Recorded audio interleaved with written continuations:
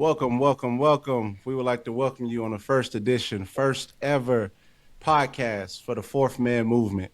We tell you every week, you see Man Up Monday. Now we're bringing it into a different light. Now we're jumping into the podcast game. So we'll go ahead and kick it around just to introduce yourselves to who we are. Every time you see our postings and join the Fit Club, join our Man Up Monday, these are the faces behind it. And we'll start with Delion McCord. How y'all doing? I'm Daily McCord, originally from Kansas City. Currently married. Been in this relationship for 10 years, 4 children, and currently residing in Fort Worth, Texas. Currently, I'm actually in the insurance industry as of now for career. So, Nice, appreciate it. All right, we'll jump over to Zach Turner. All right, Zach Turner, solutions architect with Justin IQ, married, 10 years here in August, so coming up, preparing for my pockets to be broken to fulfill whatever needs to be done to celebrate that. 2 kids, happy to be here. Appreciate you, ZT. And then we'll go to Stan Parker. Yo, what's up, everybody? Stanton Parker II. Currently residing in Savannah, Georgia. Originally from Kansas City, Kansas. I'll be married 5 years in November to my wife, and we got 3 kids now. I gotta get used to saying that. Our youngest is 1 week old in a couple of days. So, newborn in the house, man. Excited and life changing. But also for me, I'm an accountant by trade, so I work for a fertilizer company here in Savannah, and looking forward to this conversation, bro. Appreciate it, Stan. And my name is Terry Thomas from Kansas City, Kansas. I'm an area sales manager for Landstar Trucking Company. I have a wife, no kids. I do have a golden doodle, kids loading. And yeah, I'm from Kansas City, Kansas originally, born and raised. And, starting this podcast, but it was something that, we're all on this call, as you can hear by the intros, we're married. So I want to jump it off by asking y'all a question, fellas. What is one dating trend that y'all feel like is just a negative? So I ask that again. What is one dating trend that y'all feel like y'all don't agree with, that it's a negative outlook? What's y'all thoughts? I'm ready. Look,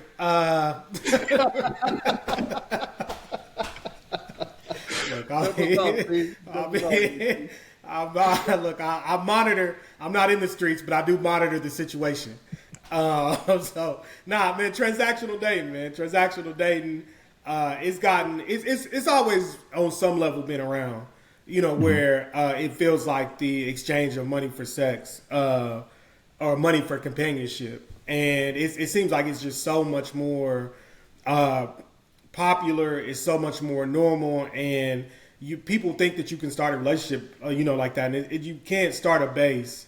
You can't start a solid foundation, having a transactional relationship. And so what I mean specifically is expecting that immediately in dating, you're being paid.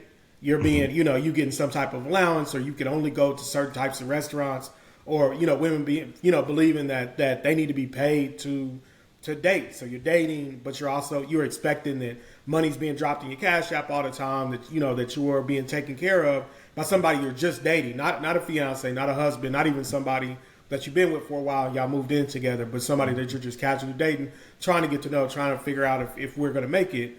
That's just not a great way to start a relationship, and you see it way too much. And I think it keeps a lot of women who otherwise are good women single, because you're chasing this trend, and you find a lot of men that, that are really serious about, using their money wisely, and that's not something that they're trying to do, is to pay for companionship. So that's one of those that I see that's really just not working, and unfortunately it's very popular, and I think it's keeping a lot of people single.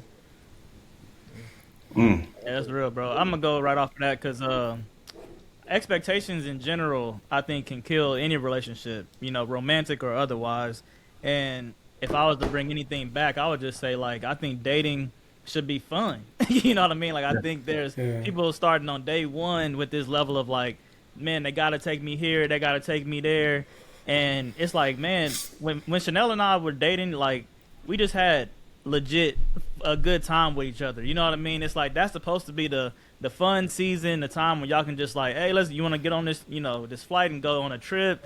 You want to go to this new place to eat? Hey, you want to go to a comedy show? Like, all that stuff was real light and fun. Because really, you just getting to know each other during that season. So to ZT's point, there's a difference between like the dating phase, the engaged phase, and obviously with marriage. Like there are levels to this, and I think sometimes people are like bringing certain seasons into other areas where it shouldn't be, like a season that it doesn't belong. So like an example would be an expectation that comes with engagement, meaning I'm preparing to marry you. That is not the same as like our dating season. You know what I mean? And so like me and Chanel never date. I mean, we never argue when we dated, like ever. Yeah, and I think that was intentional. And if I'm being honest, that was one of the reasons why I chose to marry her. I'm like, man, like we having a great time. You know what I mean? And like we having fun with each other. And I wish more people would like start out with that level of like, man, we just here for a good time. You know what I mean? Now I Yeah. do also understand that some men abuse that with women, and they'll kind of like they're not upfront and honest with their expectations or like what they want out of a relationship, and so then the ladies kind of left in limbo, wondering like, well, is this just fun? You know, do they actually like me? Do they not like me? And so because they experienced that in the past, I think they kind of like rush the process with the next person. Because I will tell you, this is a huge turn off for me, and this is just like my own, perspective. If I'm just now talking to you and you meeting me with smoke on day one, I'm out. I'm out. Like because I don't want to we haven't built any equity up with each other to where like I'm actually willing to, accept this type of criticism or feedback when we just supposed to be having fun, if that makes sense. So Yeah. that'll be mine, man. Just like let's just get back to enjoying the dating life. Like it's supposed to be enjoyable, supposed to be fun. And I wish before this pod I did prep a little bit, but I wish I knew who said it first. But there's a ratio I want to talk about, like real briefly, and it's like I'm gonna keep it PG, but it's like a pleasure to headache ratio. And it could have been a comedian that talked about it, bro. But in any relationship, especially romantic, the man's only gonna put up with so much of a headache if it doesn't like if that's not like less than or equal to the amount of pleasure that relationship gets. So Yeah. it go back to my example on like day one. I'm starting to date you. You already, on my head about like you ain't do this. Why ain't you do that? And I'm like, yo, I ain't got no nothing out of this I ain't got no pleasure out relationship of this. yet. I ain't got nothing out of this. And you already on my head. That ratio is off, and I'm probably out the door. So I hope that helps people, man, because I really think that's like at the crux of what we're seeing today in society is that we're too serious too soon.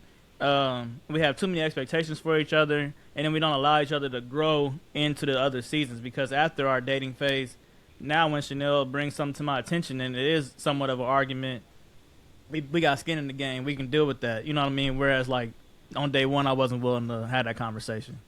Mm, But, Yeah. I've been that's on real. the scene for a minute, man, so I don't really know what's going on out there. But I would say, just from, having older children, bro, who are getting into dating and seeing what they're experiencing. Um, I got a son who will be 21 this year, so obviously he's right in the thick of that, So I think just from that perspective, bro, I feel like the connection is lost. Mm-hmm. So experience is supposed to enhance the connection, right? So when we take X, Y, and Z, like you said, ZT, um, you know, passing out all this money for, X, Y, and Z and this, that, and the other, that's supposed to enhance the connection. You get what I'm saying? Mm-hmm. And it's not anymore. It's actually, in my opinion, it's taking over the dating scene. You're supposed to date to connect, you know, to connect, find that person that you know that is gonna stand by you through thick and thin. That's the, in my opinion, that's why you get down on one knee to ask somebody to marry you, Mm-hmm. I feel like we're seeing less of that, less of that mental connection, less of that spiritual connection, less of that physical connection where it's actually building something. Now that physical connection is turned into fun that you share with everybody, Mhm. I won't lie, I fell into that scene as well myself as a youngin', but if I would have had somebody who told me the importance of, you know, having less partners and what it actually means to use that in that sense, I feel like the connection would be a lot stronger. But when you have something to judge it by, well, yeah, you always know you got more options because you keep judging one after the other, after the other, after the other, instead of just, like any other hardworking person. You put your mind on something, you know it's good for you, you just keep putting work into it, and eventually it blossoms something. So I would definitely say connection over experience. They go hand in hand, but when you get too far into one, you start to lose out on the other.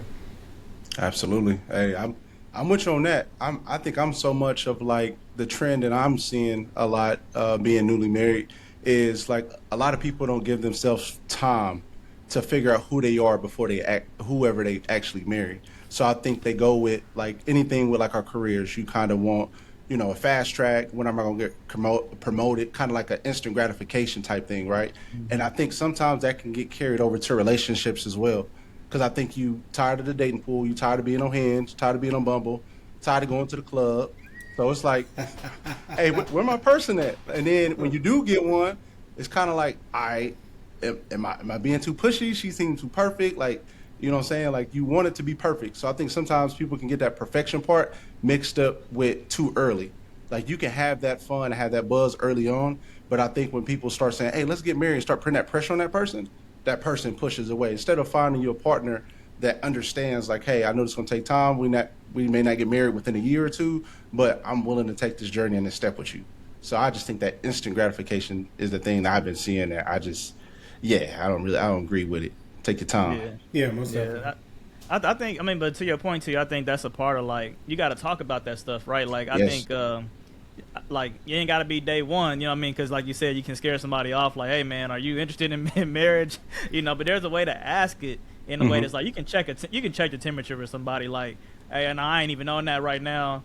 You know what I'm saying? Like my mind ain't nowhere near marriage, and I would say, to the women listening to this, like if a man tells you that, just believe that that's really where he's at. Because there's a lot of people that try to change people's mind, and they like, look, I Hmm. told you that I wasn't on that. Now, again, like I said earlier, if you honest about it and you say this is not what I'm doing, and they choose to go another path or do act differently or try to change your mind, then I can absolve you of your behavior in that example.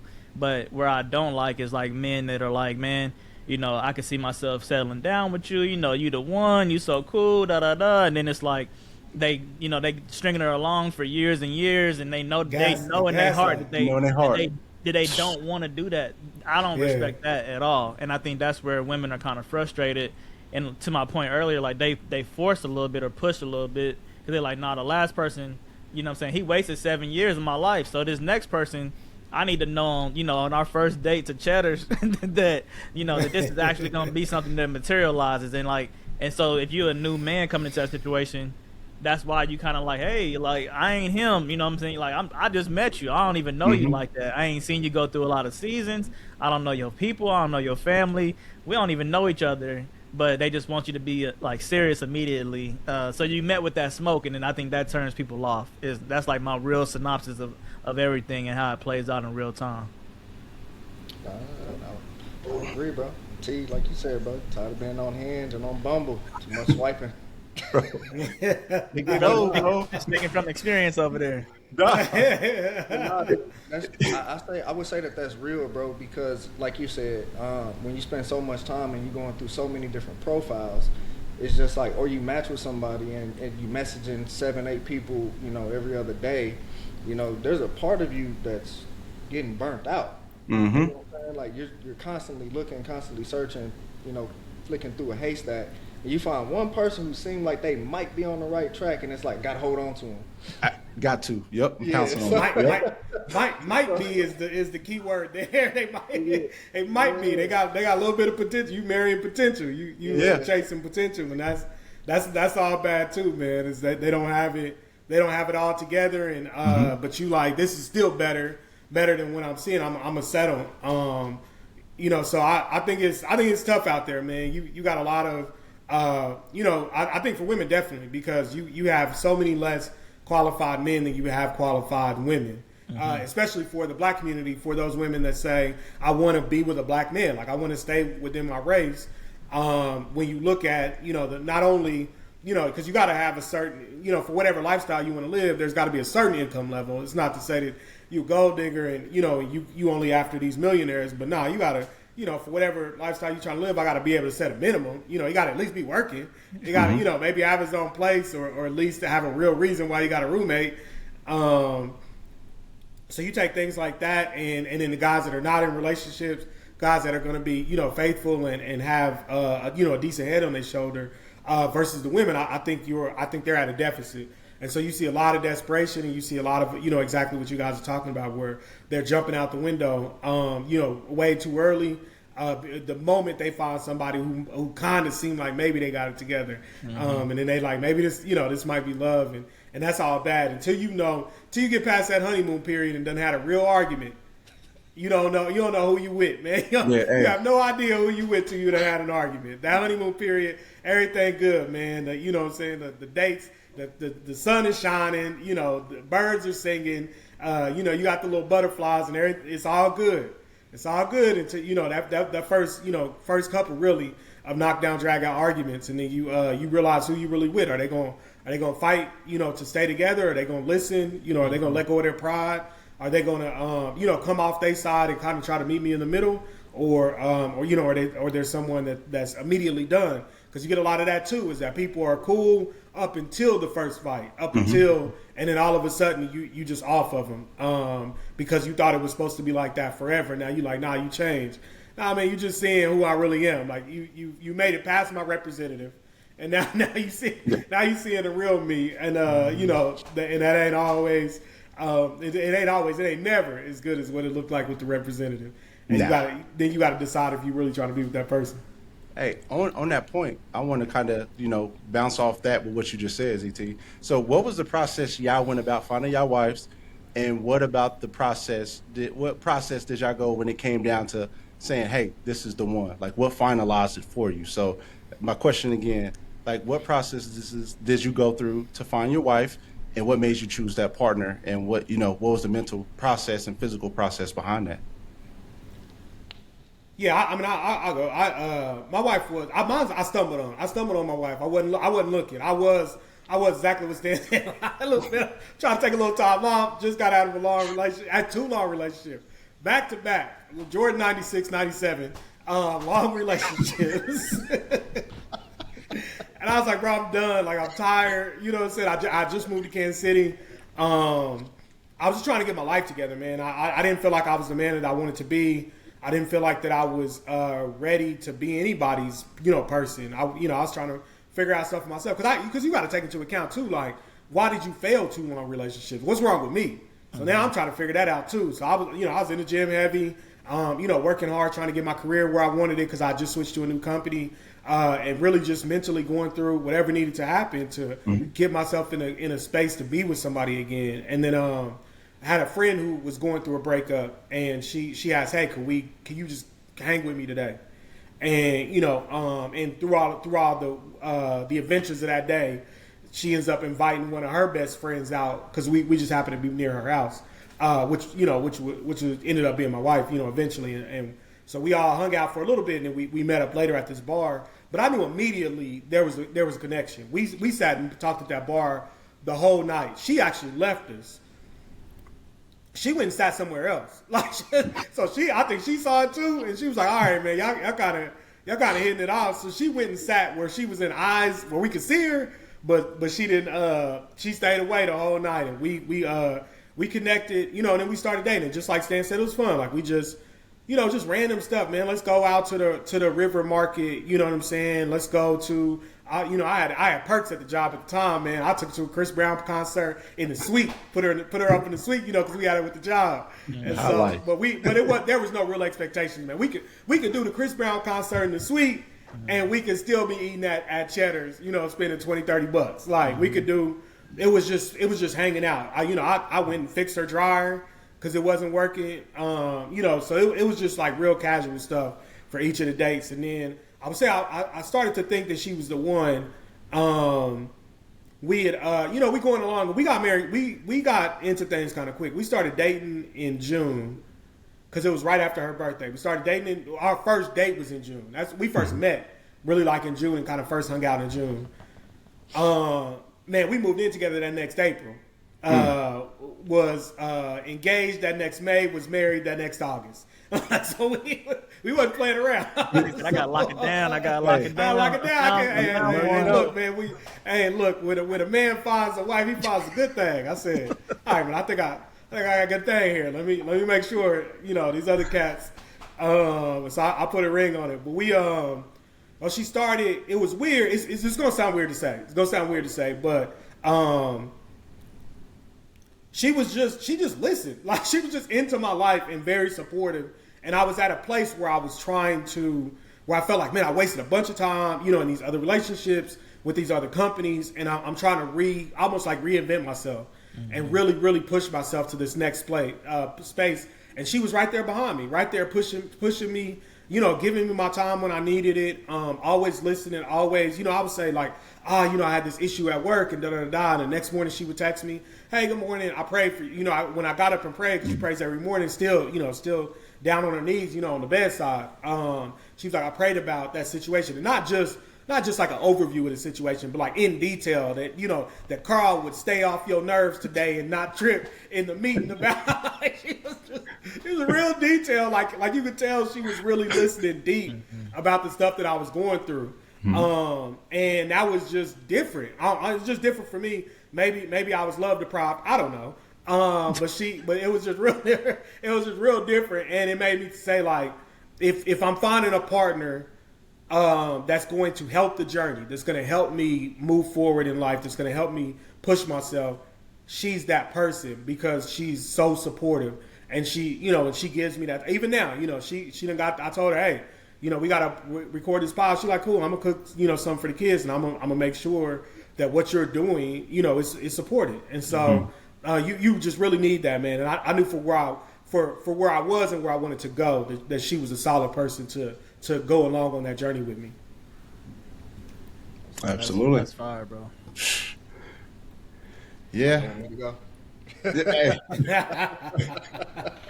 Tell the truth, D. Tell the truth. Nah, go ahead. No, it's dope, bro. Actually, bro, I met my wife on the platform. I'm not gonna say which one, but Yeah. There don't be no shout outs yet. Yeah, nah, man, we ain't got no sponsorships. Like Tinder, where you can find your next. right. but to stay on point, bro. When me and her first met, we kind of had that conversation that neither one of us was really looking for anything. She was fresh out of a relationship herself from over a year prior to us meeting. So I was kind of just in that zone of where I was going and how I was going to get there.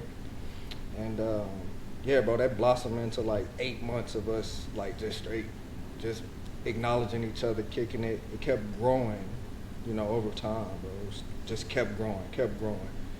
Then one day we had a conversation where it was just like, I don't really want to talk to nobody else. Do you? It's like, nah, I don't either. Well, I mean, it's kind of not really ready to say, let's be together, but let's kind of make this like kind of exclusive. You know what I mean? And that's really where it blossomed from, bro. And we moved kind of quick after that too. Actually, I think it's because of me that it took us so long to get married, because within a year we were living together, right? So I came into the situation with a child, she came into the situation with children, and yeah, that complicates things like really quick, especially when you haven't had a deep conversation about how each person runs their household.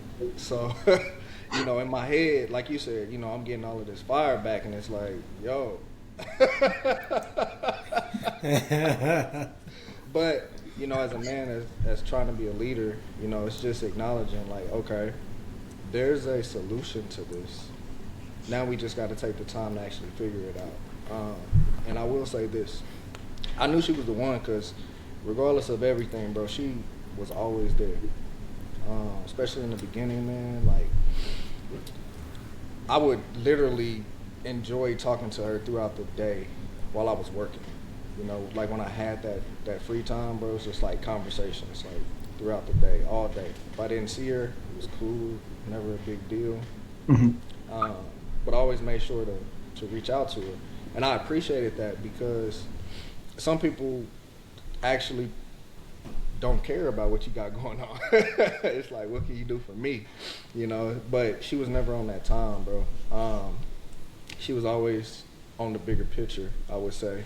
And sometimes I would always tell her, like, I don't think you see the bigger picture. But then I look myself in the mirror and it was just like, maybe you don't see the bigger picture. So as over these years, like I said, we've been together for 10 years, been married for 2.5 years now. So it's been a grind, bro, but I knew I picked the right one because every day when she gets up and she looks at me in my face, bro, it's like I can see that she doesn't want to be anywhere else. Like she would rather be here doing it with me. You know what I mean? And like that's been giving me new energy, been giving me new life, especially as of recently because we're getting close to that empty nesters space. And I feel like I'm extremely young to be in that space, bro. So it's a blessing, but it's a blessing in a different way than what the average person would see. Like for me, I'm seeing it as, bro, I'm about to get ready to give her all my time as soon as these kids are gone, boy, she gonna be tired of me, like, because now we don't really have anything to worry about anymore. You know, I can really just dive in and try to explore different aspects of her. But that's really why I picked her, though, man. Like to be honest with you, you know, I don't require her a lot, but she gives me way more than I could ever ask for. Like I'm a person who can sometimes overthink things, and yeah, man, she gives me that kick in the butt. Like, bro, stop overthinking this. Like, go do X, Y, and Z. Like, have faith in this, or go do this. From day one, she's always been a God-fearing woman. Like, you know, it's because of her I'm like reading my book. Like, it's because of her like I'm actually going to church. You know, because these are things that were instilled in her. That's part of the reason why I chose her too. You know, I was never a person who consistently went to church or even picked up a Bible, but I believed. You know. And I thought that was all I needed to do. And this woman came into my life and showed me, like, nah, bro, you're not doing enough.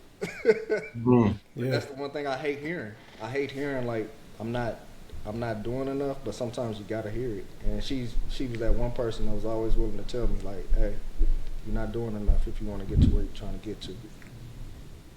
Hey, Man, that's yeah, fire. I think that speaks volumes. I think you can see the common theme that's trending is that support part. I think, man, a lot of us, man, we try to cycle through life before we met our partners of just trying to do things ourselves or trying to do things our way. And then when you get somebody to show you, like, hey, your way is your way, but I don't think it's cutting it. I don't think it's enough. Try this way, try that way. So I most definitely see a trend in that, and would help me choose my wife too. So I let Stan get into it. He more seasoned than me, so I want to hear his perspective. Yeah, man, it's funny. So Chanel and I, we dated in high school, and I blew it. You know what I mean? Everybody knows the story. Cheated, and it didn't last long. So I had really just like I had just put it all out my, even my frame of mind, and like she would even be open to a reunion. You know what I mean? And so we lived in Texas for a minute. Me and T was roommates, and I had just moved back to Kansas City, and we went out for a New Year's Eve party. Me and my boy JB, and so and I almost didn't go, bro. But anyway, JB was like, "Man, let's get out tonight." And so I saw Chanel there, but she was with like a bunch of friends and stuff. So and alcohol was involved, and so it was just one of them things where by the end of the night, I remember the party was over, and I was just sitting next to Chanel. And bro, I wish we joke about this. I wish I knew what I said to her, but I was just like all in her ear, bro, just talking to her like all type of stuff. Yeah, I just moved back. Da da da da. I got this and that going on, and bro, I said everything. I tell her I laid probably my coldest game, and I don't even know what I said. And at the end of it, she looked at me and she said, "Stan, I have no idea what you just said." And bro, we just died laughing. Like I'm talking like bro, it had to be like a 30-minute monologue, bro. I'm giving her like a full recap of my life, what I'm saying, what you got going on. And so y'all know me, bro, after the party, I'm ready to go home. I'm not a late night person like that. And so her friends was all hungry, and then JB wanted some food. I was ready to go to the crib. And so he was like, "Man, why don't we go to Waffle House?" So again, another common theme, Zach said Leah cool with cheddars. I mean, me and Chanel, it wasn't a date. I always joked that it was. I didn't buy her food though. But we went to Waffle House. So We went to I Waffle didn't House. break. I didn't break bread. I did not break bread, and there was no expectation to. And so we sitting there talking, man. We laughing, everybody having a good time. And the funny thing is, I still had her number in my phone, and she lost mine, of course. Conveniently lost mine, and so, but nothing really happened at that party. Where it was really like, she walked away from that party saying like, "Oh, you back in Kansas City? Stan's hilarious. Like you kind of like the fun guy. I could like invite to game nights." It's really all she really had planned for me or whatever. So we never talked after that. It was kind of like a little season where we didn't really say anything to each other. I didn't even know she had a kid, so that's how little I had kept up with her after we graduated from high school. And I remember it was like October, and I had just got this new job at Ernst and Young, and so and my birthday's in September, so it was like shortly after my birthday, right before I started EY in October. And she was like, "Hey," she's like, "I want to take you out to dinner." And she was like, "I just want, I really enjoy like an upscale type of environment." She was like, "You got some really cool things going on. I think you're, a cool person. I just want to let you know I'm a fan." And it was just like, bro, for me, the person that like does for everybody all the time, it was crazy to be able to receive that. You know what I mean? And then we went to dinner at the Rieger. It's no longer open. Right downtown on the Crossroads, the actual restaurant they used to have. Bro, the bill was like 200 something. You know what I mean? So to all my 50-50 proponents out there that's out there, y'all might be on the wrong side of the coin, bro, because my wife got me, what I'm saying, by treating me to a good time. You know what I mean? And it just got my attention. And it was just something about it, man. She dressed up, came over, picked me up. I sound like the woman in a relationship, but she, what I'm saying, she came over, said what's up to my parents, and it was like good vibes. And it just showed me like, man, like, and even after that, anything I did, anything I organized, she was like, "Hey, what do you need to make this a success? You got what you need. What can I pick up? What can I grab?" It was like, man, like that real support was felt. Especially, I thought about this earlier, DT. I was in the room for my 25th birthday when like, that ex wouldn't even buy me a birthday cake. You know what I mean? She was pissed that I even asked for a cake. And so just to compare those two experiences, like you got one person that's like genuinely like, "Man, whatever you do, I'm proud of you. No strings, no expectations." And I mean, like genuinely, we just was friends and enjoyed each other. But I knew that like she had a heart for me. And then that was kind of the beginning of everything. Now we did have I would say a longer dating, life because D talked about the fact that, Sandy had kids and, Chanel had a daughter. And bro, I grew up with like a real fear of like being a stepdad. Like I'm talking like it was almost like a non-negotiable for me. Like just being honest, and it was because I saw so many like good dudes. I mean like genuine, some of the like top tier character dads, pour into these kids that weren't their own, and like when the kid got older, they they still showed affiliations for they biological who was never there. Who didn't do them right. And I was just like, man, that seemed like a losing game. You know what I mean? Yeah. And I remember I had to like pause a little bit and think all the examples I saw growing up were with boys specifically. Like they all had like, sons that they brought in. And so I'm like, well, maybe it's a little different with the girl. You know what I mean? And so that kind of like, it was like that little sliver of hope I had. Like maybe this is different. And, and so anyway, the first trip we took, so let me just say this. I didn't see Chloe for a long time. Like I didn't want to be around her because I also didn't want to be that dad or that person that was like in and out of a kid's life because I saw that too much growing up too. Where now you got to explain like, man, where's Stan at? He don't come around no more. That was not going to be my story. So I didn't see her. But then after a point, Chanel kind of got irritated like, yo, all right, it's been, couple years you've been using that same card like like what's it gonna be? And and what she said was so profound. She was like, I feel like you don't really know me because you missing this whole side of who I am. You know what I mean? Like, yeah, we can kick it on every other weekend and any other like kid free night, but it was almost like I was missing a piece of her that she was trying to share with me and show me.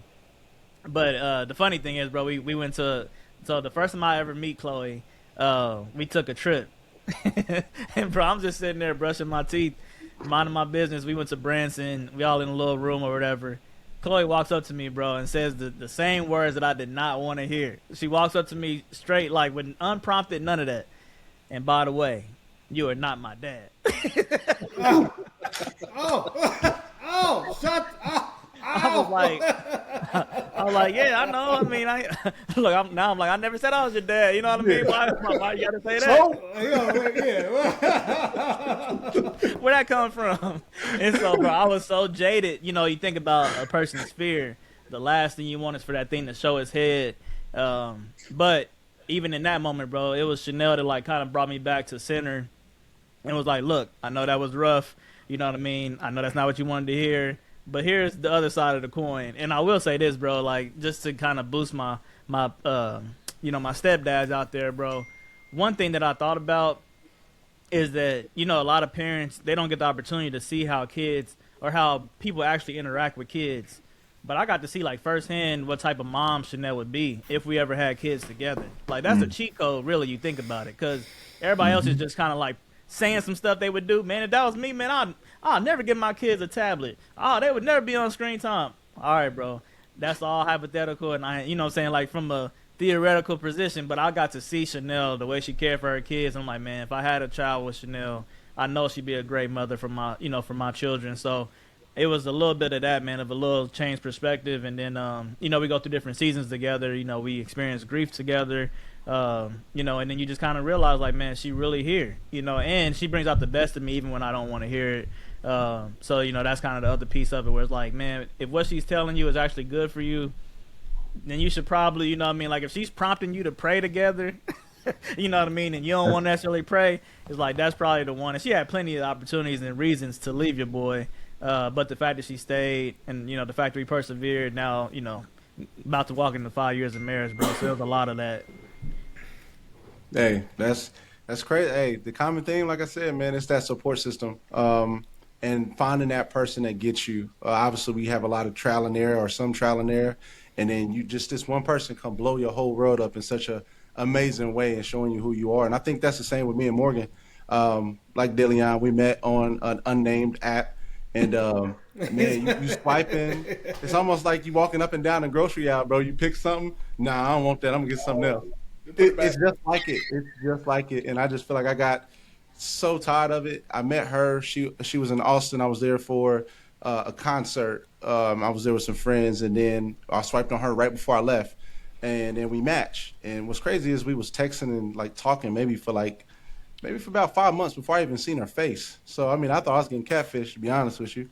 But then one day she was like, "Hey, I want to FaceTime you," and we FaceTimed with each other. And literally that next weekend, she came and visited. And you would think, you know what I'm saying? I'm thinking like, all right, we about to just hang out, and she's gonna go back to Austin. That in my mind, thinking that's a 3 hour drive. What if she want to stay? And so in my mind, I'm like, all right, let's see how this goes. So she get out the car. She say, "Hey, I'm here at the gate." And then she comes in, and then I walk out the door. She got a bag, and I'm like, "Hold up, I didn't say you could stay. I didn't This say about you could spend the night. stay." How's this up to spend the night? But I go back to the nights where I'm praying and I'm asking God, like, show me the one, like that she's different. Because you all say I want something different, and when they say if you know, but you never truly know if you never had that happen. So in that moment, I feel like that was my when you know. Fast forward, man, we dated for 4 years, and was obviously every day growing. Decided to get married this past February, and it's been amazing. And I think us going that time, like before her, I'd never fully lived with a female before, so adapting to somebody's lifestyle. She's not always at home, so it's different. Than we both got 9 to 5s, and now we at home sitting down for dinner and everything after 5. Like she might be gone for a week and a half or 2 weeks. So I wanted to get used to that, see if that was something that we wanted to make work, and obviously ended up working out. And it's good. It's butterflies whenever you see each other, but it does have that balance of, man, I'm lonely. I miss you, and now I'm looking at it now that we're married. It's almost like the pressure kind of moved to like, hey, man, you need your wife, and she's not here. She's not gonna be here for another 2 weeks, and I think that's the hard part for me. I think that kind of leads to the next question I want to ask y'all. What is something since being married that y'all are doing to make your marriage strong? So after being married, what are some things y'all feel like that y'all are doing that's keeping y'all relationship strong? Ooh. Hey, let me go first on this one. Mm. So, last month, me and Stan attended this conference called the 1% Conference, and bro, I learned more about being a better man and being a better husband and being a better father than I learned about being a better businessman. Because at the end of the day, what I started to recognize and what I started to see is just that the more energy and the more time that I put into her, that gets passed down.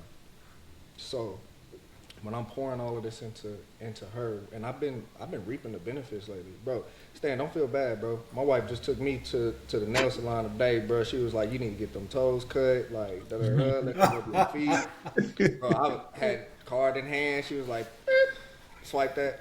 I'm like, dang, bro, but but it's because she even said it. She like, you've been working so hard, like I ain't have to worry about nothing, like these things, like everything just feels good. I just wanted to do something nice for you today. And I was like, dang, okay.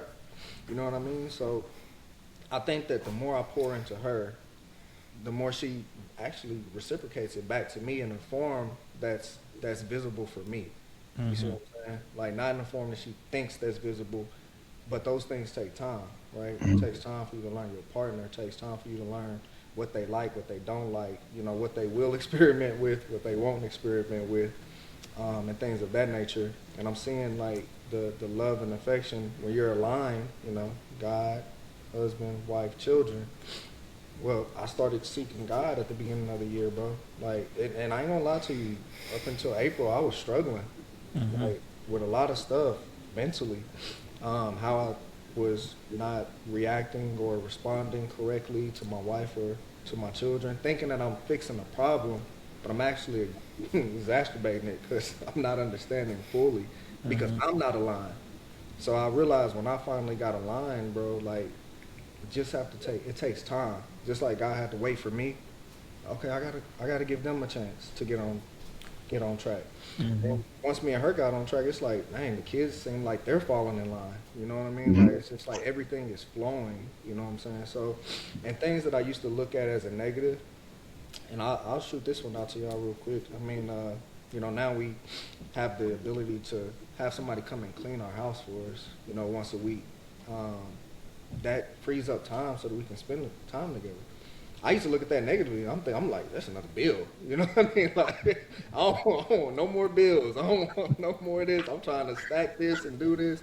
But then I recognize like it's life can be overwhelming, and that's another thing. Like society just feels like it keeps speeding everything up. So I do feel like taking that time out and pouring into your spouse, regardless of how it looks, even if you don't like it, regardless of how it looks. Pouring into your spouse will help build that stronger connection, bro. Just being honest.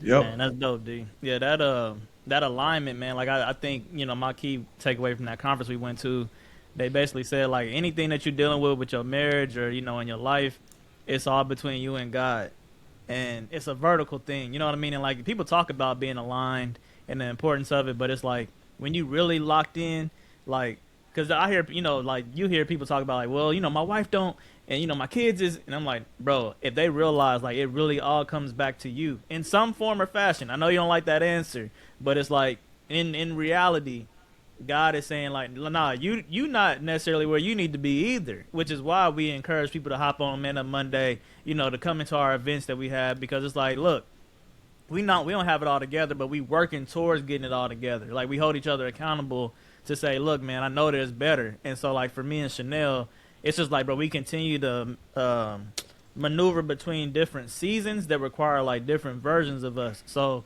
now we about to enter into like, all right, my wife's about to be a business owner. We about to be co-business owners. What's that look like? You know what I mean? Make sure that we still keep up with our date nights and we still work with Dr. Miles before the storm hits. You know what I mean? Because we always call her when we arguing and beefing.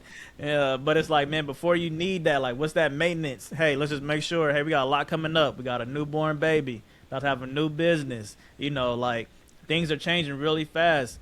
Chloe's about to be in high school in a couple years. So it's like, how are we preparing ourselves for what's to come and like making sure that we good? Because one thing I know, bro, just the type of person I am, I'm go, go, go. And so Chanel's also a go-getter. So then it's easy for us to like miss each other. Like we'd be like two ships passing in the night, bro. Like legit, I done did my thing, she doing her thing, like. And so I think it's just being intentional, like you said, D. Like what time are we spending together? Because at the end of the day, man, like we really are all we got. And my job, the kids, they all gonna leave us one day. You know what I mean? It's gonna be the two of us staring at each other like, yo, did we do a good job? Did we keep our bond tight? Or are we gonna look at each other and say, who are you? I don't even know. I don't even know what you like anymore. You know what I mean? So it's just, and for me, I'm a grand gestures type of person too. So also learning to appreciate like the small things, like hey, let's just go grab lunch. It's just the two of us or whatever. It don't always got to be something like some extravagant trip, even though that is a priority and something that she has vocally said that she wants in the near future. So you got to do both. Ah, man, I'm glad you got that going too, man. Yo, we ain't went nowhere in a minute. Like I need to get up out of here. Like, what are you doing? Because we got, I spoiled them. They was used to going all the time, and I slowed down just for this season. Trying to focus on some other stuff. And so, but no, that intentionality I think is a really good point, and that's something. I think we're both very good at that, and I think that makes for a good relationship when you're intentional and when you're checking the temperature. Mm-hmm. Hey, we good? Like, is everything you do it before a fight, because a lot of times that's when in relationships where you're not communicating, you don't find out until the fight. That man, I'm tired of yo. Oh man, I didn't know you was feeling like that. I know this is a problem. Drama before, man, please. Yeah. I thought it was okay. I thought everybody was eating the chips. Give my cookies. You ate the last one. You selfish. Yeah, man. I think for us it's being real. I think intentionality, but I know right now, like we up to two kids as well, and so it can drain you. It can drain you trying to, deal with two different kids. This one's got practice, and this one's got a school play, and this one's got band, and this one so all of that going. And so I think one thing that's keeping us strong is understanding our partner and understanding when we need to give them time to do whatever it is that they need to do. That may be something simple as she wanted to go get her nails done yesterday. Hey, I took the kids just about the entire day. Look, I got stuff going on, but I can make sure that they're taken care of. Don't even worry about it, because it's a little bit harder too when you don't live and stay. You're newly experiencing this when you don't live with your family. You don't have that support system right there with you, and so we don't have grandma to just drop them off to. We don't have that privilege. And so we got to be our own support system. So I think what's been keeping us strong is there's been a ton of hey, let me step in and let me pick it up, and give you the time to rest. So even today I was exhausted because it was a long day yesterday, and I needed to go to a couple graduations. We needed to record. I needed a nap, and so she done had the kids almost the entire day, but she understood it. I didn't have to force it. I didn't have to. There wasn't some, overly intentional conversation that had to happen. It was just like, hey, some of it was just her saying, look, I know you need a break. Let me take them. And then also when I vocalized it, like, hey, I'm gonna need a little bit of time, to make sure that I can do a couple of things. And she was like, yeah, I got you. And I think that's keeping us going, because you can pursue your own, your own things. And she's going running in the morning. I'm gonna be here and make sure the kids is cool. If they wake up, I'm, making sure they fed and they getting going with their day. And then when she gets back from running, I'm gonna try to hit the gym. And so same thing. Then it switches, because they'll come and try to talk to you, have a whole conversation with you. So there's a lot of that support that we provide for each other, and I think that's keeping us strong as individuals and as a unit. Mm-hmm. Absolutely. I say mine is just being consistent. You was consistent during dating. You was consistent being engaged. Now it's like, all right, now you need to be more consistent as a husband. And I feel like that's more time, the biggest time where you got to be consistent is because she's expecting way more of you. Now she's looking at you for everything. Whereas before she had her dad, older brothers, or, anybody, a mentor. But now, like, she's looking at you for that guidance and just showing up, being consistent, showing her I am worth the price of admission, and this is what you got, and I ain't changed. So the only thing I can do is get better. So I think the fact that she allows me that space to, it's a new phase for both of us. We've never been married, but stay consistent. Stay consistent with the date night. Stay consistent with praying together. Stay consistent on communication. When you're having a bad day, we're away from each other so much to where like I don't know in that moment if she's having a bad day. I just know the morning I get on the phone. If somebody on the plane could have cussed her out. I don't know. I just hear, "Hello, what? What you doing? All right, I gotta go." I'm like, "Dang, I missed you. I've been to talk to you all day." So I think that part of it is just being consistent. Like, hey, what's going on? What, you have a bad day? Asking those questions instead of just letting it linger. And I think that's something where I want to ask you about, man. Like, how do y'all handle those disagreements or those troubling times with your wife, with being married? Like, how do y'all deal with those disagreements? Those where y'all not seeing eye to eye. One person might sleep upstairs, the other one downstairs. Like, how do y'all get through that? Yeah, bro. I'm not the poster boy for this one. I'm still working on, how to handle it appropriately. All that advice of like don't go to sleep mad. I done failed that multiple times. But one thing I did have to learn is like, bro, going back to what I shared in the beginning, like Chanel's on my team. You know what I mean? Like she's genuinely a fan, and I think it's so easy during the argument to think, man, she the ops. You know what I mean? And like, I act that role out. You know what I mean? In real time, and usually how it looks is like I separate myself. I'm creating distance. I'm diving into work. I'm gonna go even harder than I usually go because that's something that feels safe for me. You know what I mean? It's like, all right, well, this work I can control. This work ain't gonna talk to me crazy. You know what I mean?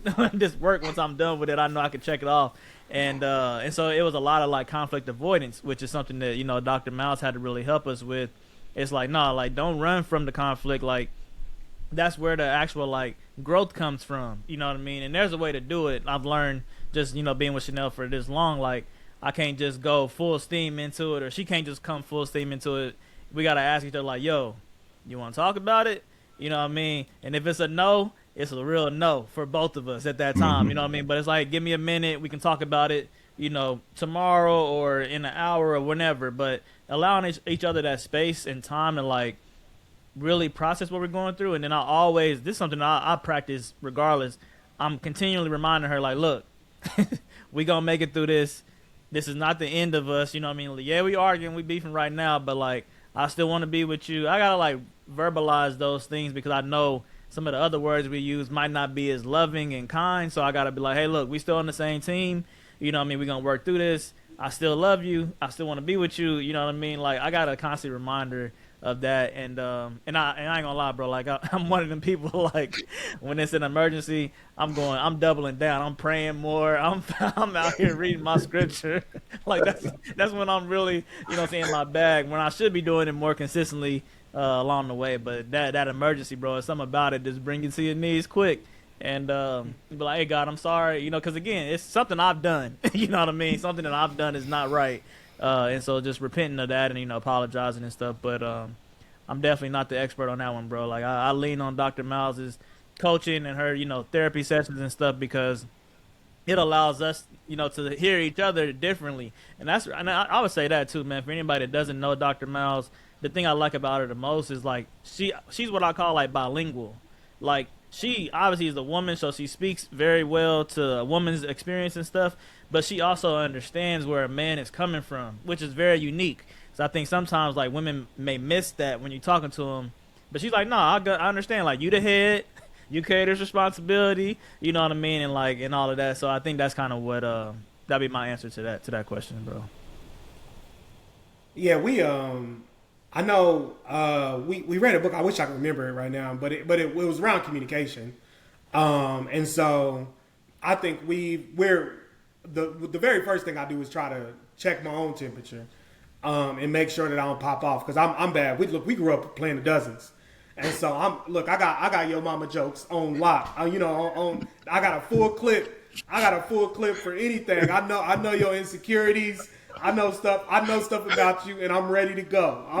So anytime it's an argument, man, I got to check myself because that's what I'm used to. I'm used to the fight. I'm used to going to the fight, and Stan said it perfectly, man. I remember we on the same team, and I got to stop. I got to stop myself, and if it's something that can be, and check the temperature of the overall situation. Can we talk about this right now, or is it something that needs to be brought up later?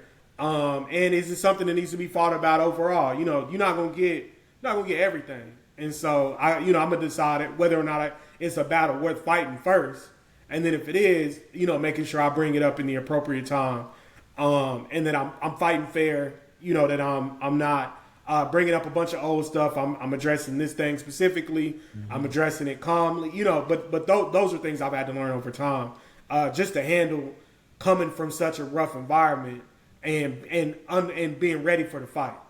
And so when you're ready for the fight, when you fighting this, nobody wins when the family feuds. Mm-hmm. And so when that's what you're doing, like nobody's winning.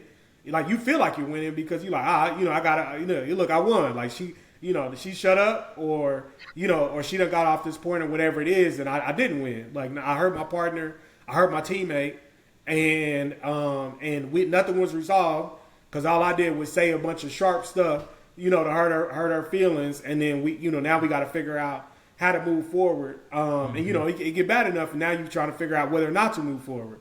And so, for me, I think we've gotten it down to a pretty decent science. We ain't perfect because people can push you don't know what the button is all the time until it get pushed.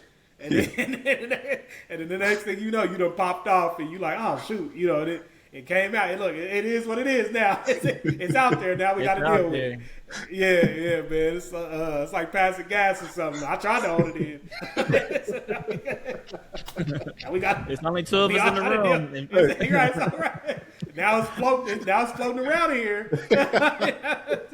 Now we just got to deal with it. What you gonna do? You gonna light a candle? You gonna light a candle?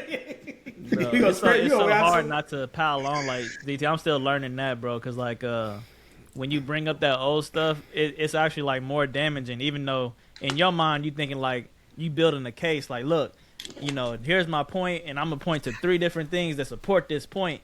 But by you going back in history, now you opening up like either old wounds or creating new wounds that she like, oh, I didn't even know you was even thinking about that, because that goes back to us holding it in and processing stuff internally and not sharing with our partner. Like when it happened, we didn't say nothing, but now when what I'm saying, it's almost like that gut punch, bro, where they like, hey, and by the way, I didn't like your pancakes. You like, oh yeah, that's crazy because I didn't like the chicken you cooked last Sunday either. You know what I mean? But it's like it's that like that tit for tat. It's just human nature, bro. But it's like you said, now my partner is down. I done beat her up. And it don't even feel like a win. You know what I mean? Like even when you win in marriage, bro, it don't feel like a win at all, bro. Nah. I'm telling you, that was one. I'm gonna find that book. But it was one. It's because it was always something I did. Because I'm like, okay, if I'm picking my battles, I'm not gonna fight you every time. But it's like, okay, you were late. Something simple. Hey, we was supposed to go on this date and you was late, and now I'm just sitting there looking stupid. Okay, you was late this one time. Okay, I'm gonna chill. Let's have a good night. Now you was late again. And now you late the 3rd time. Now it's an argument, but I'm also pointing to the other 2 times you was late. In my mind, I did her a service, but it's like, nah, if you need to deal with whatever situations, right then and there. Mm-hmm. And we only need to talk about that situation. And we don't need to bring up anything else. So it can't be, so to your point too, it can't be if the pancakes is the issue, let's talk about them. But then she can't throw in that my chicken was terrible, or that I'm not cooking enough, or that why didn't I buy, the type of flour or eggs that she asked for. We got to talk about very specifically just the pancakes. Mm-hmm. And we have to keep this discussion and this argument only to that. And if you want to talk about those other things, cool, bring that up another time.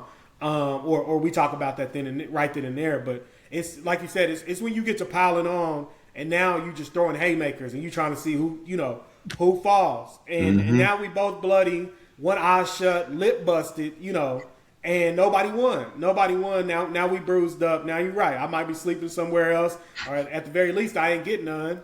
So now I'm frustrated there too. Definitely ain't getting none. Shop is closed.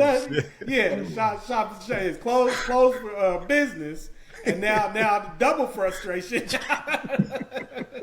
And now I ain't getting pancakes the next day either. She ain't doing nothing for me.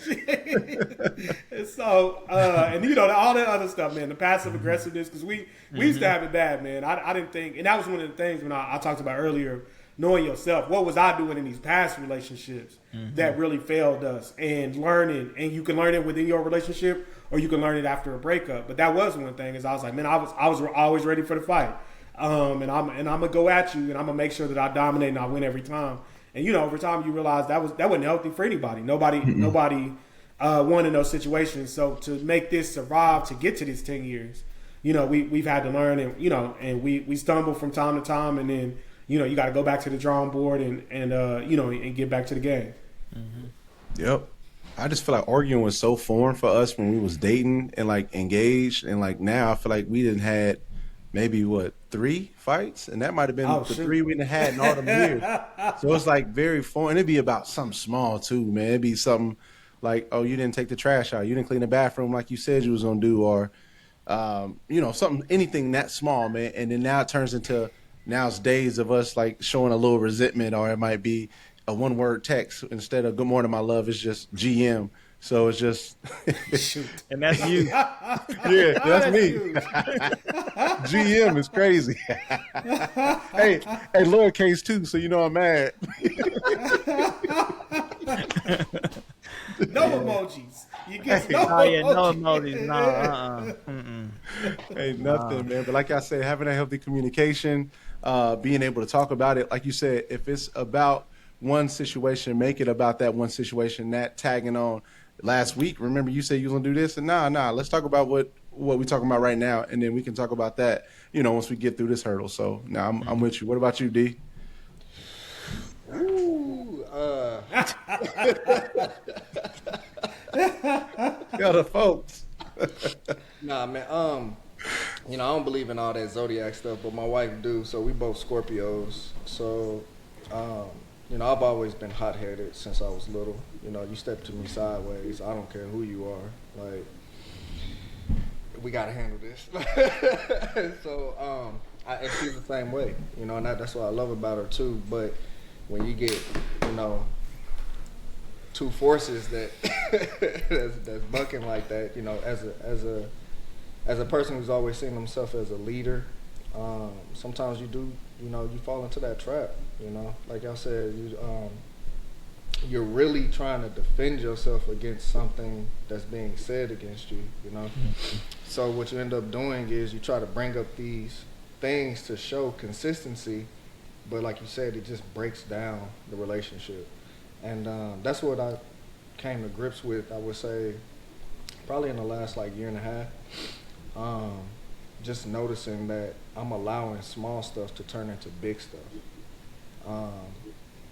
Like you said, it could be something as simple as, oh, why'd you leave this light on? Bro, if you don't quit talking to me, you leave the garage door open all the time. You know, like da-da-da. Then boom, bro. It's like, it's a huge argument. But to counteract that, bro, kind of what I've been doing lately, and I've been seeing a lot of progress in it too, is being quiet, you know? I'm not gonna lie to you. Just being quiet. Sometimes she'll be like, "Do you hear me?" I'm like, "Yes, I hear you. Right now, I just don't have a response." You know what I'm saying? Like, but now she's starting to learn. She's just like, "Okay, he's processing." You know what I mean? Like, okay, he didn't give me a rebuttal. He didn't say I was wrong. Okay, so that gives her that little glimmer of hope. Like, oh, he sees me. You see what I'm saying? So that's what I've been trying to do lately. Small stuff like, bro, I almost got this mad yesterday, bro. Literally this mad yesterday because I was like, I literally just pulled your clothes out of the dryer. You told me you were going to fold them. It's the end of the day. Like, Why these clothes still on my bed? They in my spot. I can't even lay down. man, like, but you know, like small stuff like that. It's just like I don't even trip off of it no more. Cause like I'm thinking about what's more important. You know what I mean? Like, so what? I asked her to do this. You know, if I really needed it done by a certain time, I should have did it. You get what I'm saying? Like, instead of getting mad because I'm like, oh, she's not supporting me. Why? Because she didn't do exactly what you said. Like, no, that's not what that means, bro. Maybe she might be dealing with something internally, mentally, and you ain't even checked. You know what I mean? Like, so I'm just trying to think outside of myself.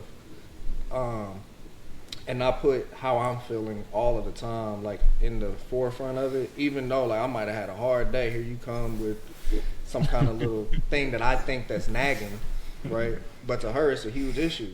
But on the reverse side, it's like, oh, you overspending. She come, I'm coming to her. She like, why you nagging?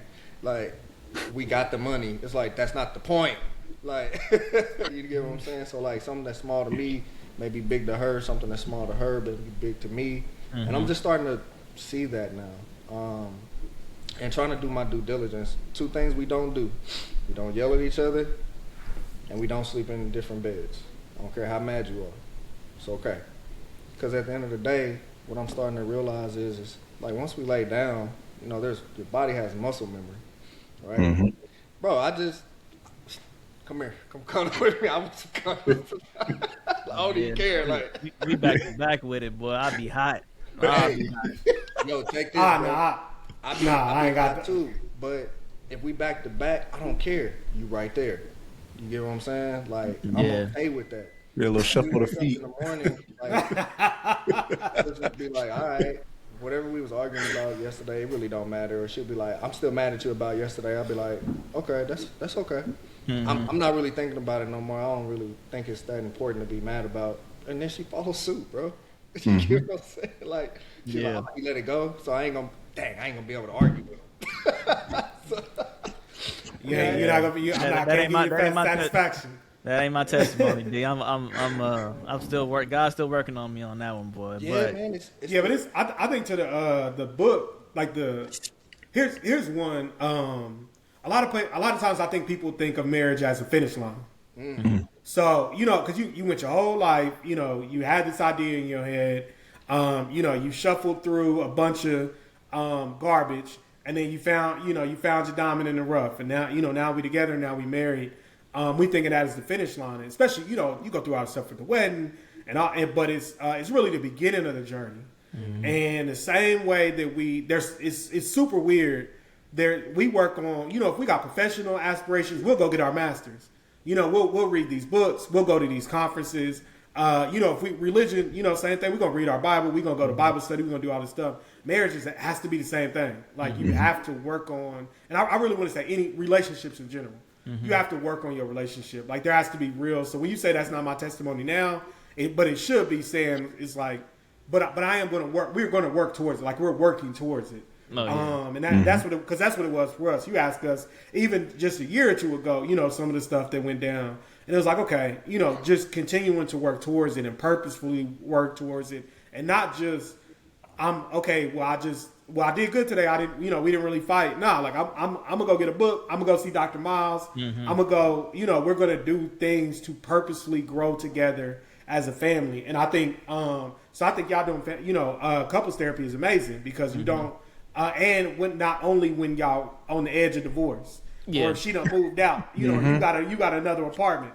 Like, like doing it along the way and putting in that work, I think.